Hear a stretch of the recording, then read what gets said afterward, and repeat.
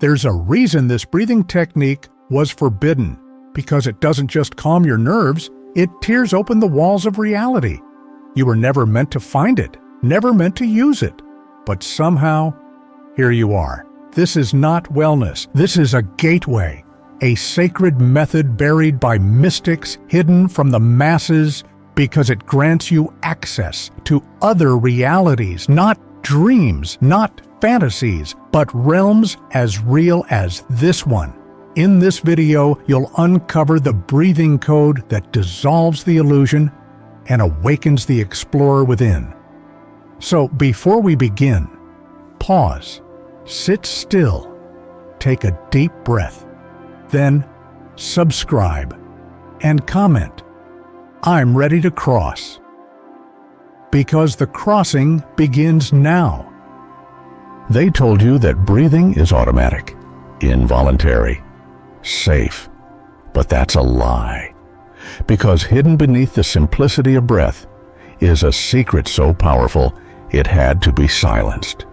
For centuries, this technique was kept in temples, passed in whispers, guarded by mystics who knew its true purpose, not to survive, but to cross worlds.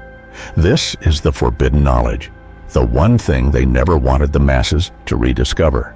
Why? Because it grants you access to something that breaks their illusion of control, the power to escape this programmed reality. Not metaphorically, literally. Ancient cultures didn't treat breath as mere air.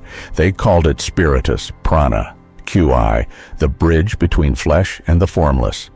They knew that breath, when performed a certain way, could dissolve your attachment to the physical plane. It was a tool to pierce the veil, to remember who you were before this identity, before this illusion. But once civilization became a machine, this technique became a threat. Because a population that can explore other reality is a population that no longer fears death, control, or the system. So they buried it, labeled it superstition, branded it as unsafe. But the real danger was never the breath. It was your awakening. This knowledge was never lost. It was locked away. And now, it's resurfaced. And if you've made it this far, it means something deep inside you remembers. The pull, the code, the truth. So here's your moment of choice. Will you continue to breathe like a machine? Or will you reclaim the technique that was stolen from your soul? Like this video if you feel something stirring inside. Comment below, I want the code. And subscribe now, because what comes next will change your understanding of reality itself. The breath is only the beginning, but it leads somewhere unimaginable. What if I told you this is not the only version of reality, that the world you're living in, this one right now, is only one layer of a much deeper, multidimensional construct? Sounds insane, right? But that's exactly what ancient mystics, secret orders, and even modern quantum physicists have been whispering all along. We're taught to believe in a single world, governed by matter, logic, and 5 senses. But that belief isn't truth. It's a prison, because your consciousness was never meant to stay locked in this layer forever. Lucid dreamers have touched it. Shamans have navigated it. Tibetan monks have mapped it. They've all described the same thing, realms beyond this one, where thought becomes structure, emotion becomes motion, and bends. Not hallucinations, not dreams, but autonomous dimensions coexisting with ours, operating at different frequencies, just like overlapping radio stations. Here's the part that shatters everything. You've already been there. Every time you've felt déjà vu, dreamed of flying, or woken up remembering a place you've never seen, that was a trace of the other reality you brushed against. So why don't you remember? Because you were never trained to hold the signal, because no one gave you the code to consciously return. But that's about to change, because this forbidden breathing technique, it's not just for calm. It's a frequency tuner. It aligns your system to receive transmissions from beyond the veil. But warning, once you start tuning in, you can't unhear the truth. You can't unsee what's coming. So let me ask you now, do you want to keep living in this one layer of reality, or are you ready to see what's been hidden in plain sight? Breathe deep and prepare yourself, because what you'll discover next is the gateway they never wanted you to find. There is a moment your brain slips between waking and sleep, a fleeting space where logic collapses and the veil begins to lift.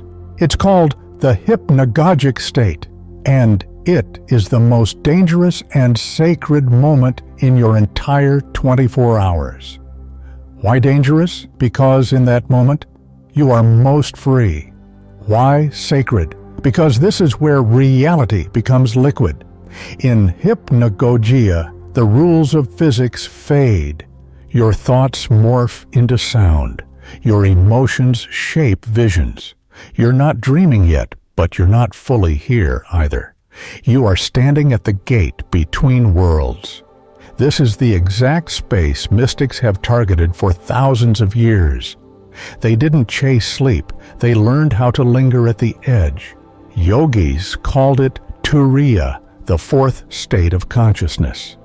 The Egyptians depicted it as the moment the BA soul exits the KA body. Neuroscientists now recognize it as a neurological bridge, where alpha and theta waves collide and portals of inner perception ignite. And here's what they don't want you to know. Breathing is the key to enter and stay in this state. Most people pass through hypnagogia unconsciously, never knowing the power that lives there. But with the right breathing rhythm, slow, deliberate, sacred, you can hold the door open. You can enter the threshold consciously. And when you do, something extraordinary begins. The constructs of your identity start to melt, your boundaries dissolve, and your access expands. This is the real reason the technique was hidden, not because it's fantasy, but because it leads to liberation. So ask yourself, are you ready to meet the version of you that exists beyond the noise, the one that remembers the code? If you're still watching, like this video now and comment, "I want the gateway." Then subscribe, because the next breath will do more than open your mind. It will reprogram your entire nervous system. Now we enter the ritual. This isn't a breathing tip. This is a sacred sequence, a code used by mystics, monks, and dreamwalkers to dissolve physical awareness and unlock entry into other states of reality. It begins with one of the most potent combinations ever discovered: the 4-7-8 breath plus wake back to bed protocol. Here's how it works. Sleep for about 5 to 6 hours. Then wake up gently, no alarms, no scrolling, just presence. This moment is crucial. Your brain is still coated in melatonin. Your consciousness is slippery, fluid, open. Now sit upright. Keep your eyes closed. Place one hand on your chest, one on your lower belly. Begin the breath. Inhale softly through the nose for 4 seconds. Hold it gently for 7 seconds. Exhale fully through the mouth for 8 seconds. Repeat this cycle for 4 to 8 rounds. With every round, your nervous system begins to detach from external input. Your heart rate slows. Your thoughts soften. Your body becomes invisible. You are slipping into the in-between. Now, lie back down. But keep your mind awake. Stay aware of your breath. Let it become your anchor, your guide. This is the crack in the code. This is the window where lucid awareness and astral perception become accessible, not after years of practice, but now. Because this technique hacks your neurobiology, bypasses years of noise, and plugs you back into source, this is why they buried it. Because it works fast. And once you taste this freedom, nothing external will ever satisfy you again. So don't treat this like a trick. Treat it like a ritual. And if you felt something shifting, if you sensed your boundaries dissolving, like this video. Comment below, "I've crossed the veil." And subscribe, because what we're about to explore next is the real difference between dreaming and leaving. Here's a truth most people aren't ready for. Lucid dreaming is not the destination, it's the distraction. Because even when you're aware inside the dream, you're still locked in a simulation built from memory, emotion, and belief. Lucid dreaming gives you control, but only within a prison made of thought. You can fly, shape your surroundings, summon anything. But you're still in a world projected by your own subconscious. A beautiful illusion, yes, but still an illusion. Astral projection is something else entirely. You don't just change the scenery, you leave the theater. You're no longer thinking, you're witnessing. And what you witness isn't coming from inside you. Robert Monroe, one of the first modern explorers of the out-of-body state, described it as a shift from self to presence, becoming the observer without the actor. William Buhlman said, "You don't dream the astral, you enter it." And here's the paradox that collapses most minds. Lucid dreaming empowers the ego. Astral projection destroys it. That's why the forbidden breath technique isn't about visualizing. It's about exiting. It strips you of identity. It removes the veil, and what's left is awareness in its rawest form. But this path is not for the comfortable. Astral exit will shake your nervous system. You may feel vibrations, loud ringing, sudden paralysis, not because something's wrong, but because something sacred is breaking through. And after that moment, returning to normal life feels hollow.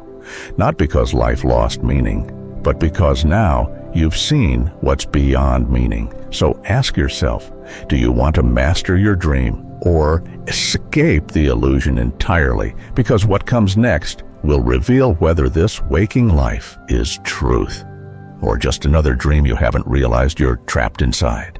How do you know you're not dreaming? Right now, look around.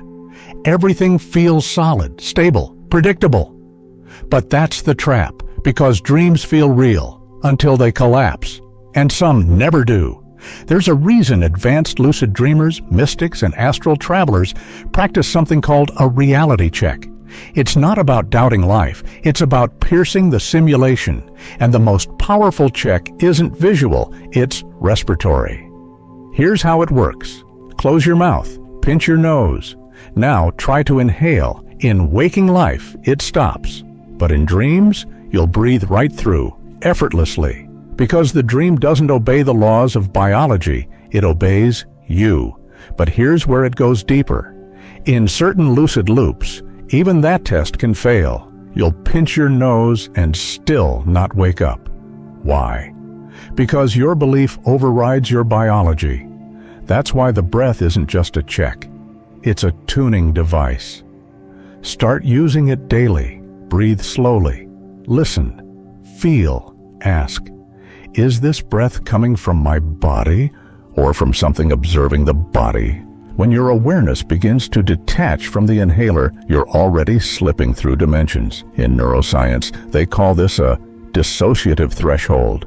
In mysticism, it's the moment the veil flickers, reality becomes dreamlike. Dreams become instructive.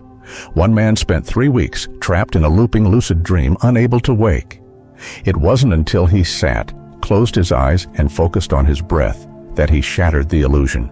Not because he figured it out, because he remembered what was real. So let me ask you, if breath can expose the illusion of a dream, what else can it reveal about this so-called waking world? Because what's coming next isn't a test of awareness, it's a test of surrender. You've been told that awakening is peaceful, gentle, beautiful.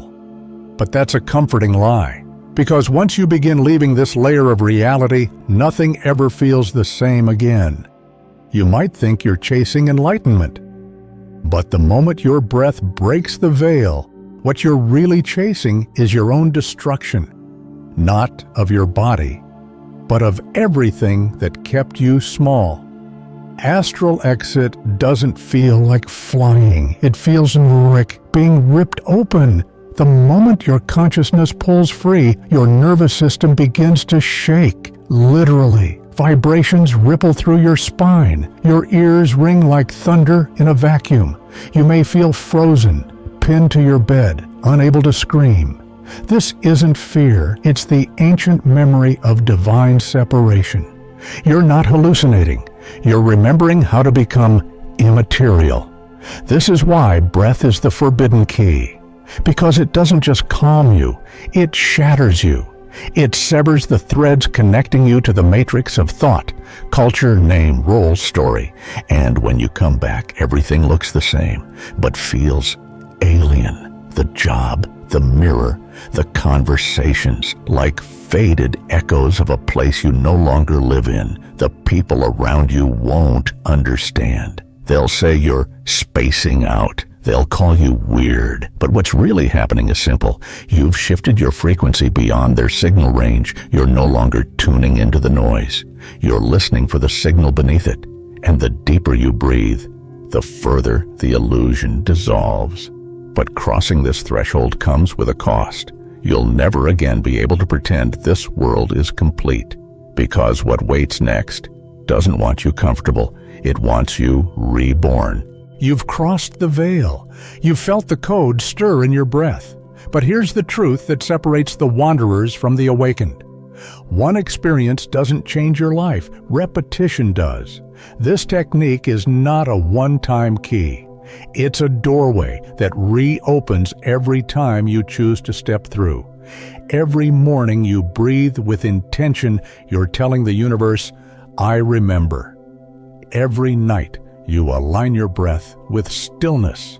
You're anchoring your soul back into its rightful seat. This isn't about escape anymore. It's about return. Return to clarity, to coherence, to your native vibration, untouched by programming, unshaken by illusion. The more often you enter the breath with reverence, the thinner the barrier becomes. You'll begin to live between worlds, rooted here, yet fluid elsewhere. And from that place, you don't just observe reality, you begin to shape it. Yes, there will be moments of distortion, doubt, disconnection, but now you carry a map, etched in breath, activated through discipline, refined through ritual.